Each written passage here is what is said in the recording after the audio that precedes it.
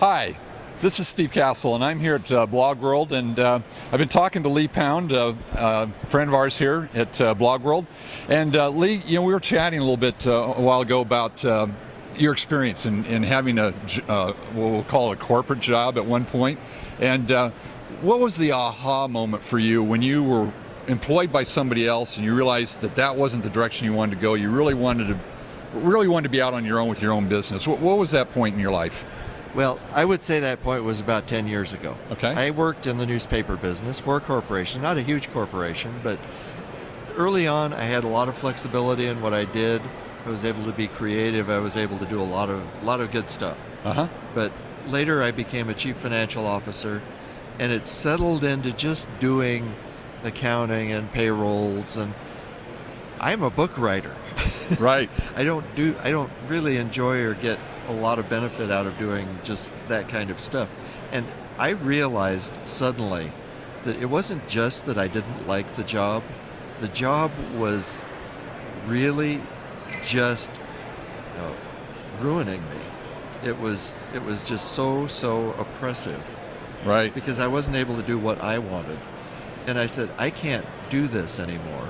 And excuse me, but you started off, you wrote for papers, right? You were a copywriter. I started out, I was an editor, okay, and a reporter, and a photographer, and that was all of my creative stuff. So was fun. You took the job because that filled your creative need, but then you worked into more of a management role. I worked into more of a management role. You move up a little bit, right, take on more responsibility. There's a purchase. You get into a higher level. I ended up as a CFO of a public corporation.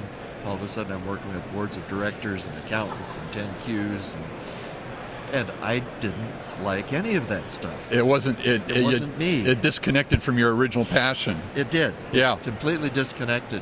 And I had to go back to that original passion, which was to help people learn, to help people write, to teach people, and to get the word out about the power of using the best words to get your message out to the world.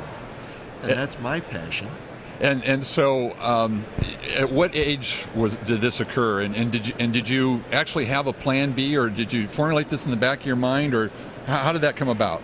This actually happened when I was about 55. Okay, great. And you think it's about time to retire, but I removed the word retire from my vocabulary. And this is about 10 years ago. So I really didn't have a plan B other than I come from an entrepreneurial family. Okay. My dad was a professional all his life and a professional photographer, creative guy.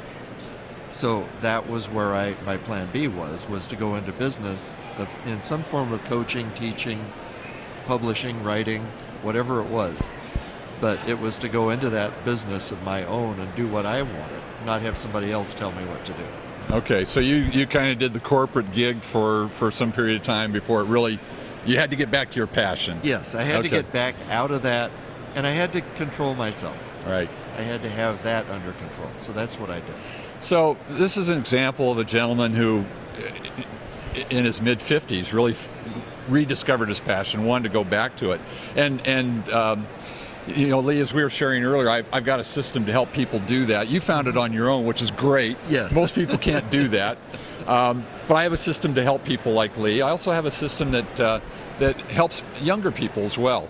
People who are just out of college, and looking for that first job, but they have a passion. They know what they studied for in school, and haven't quite locked into it. Mm-hmm. And then the other is, the person who's been employed for a while, but like you, to start finding themselves a little out of step with their passion.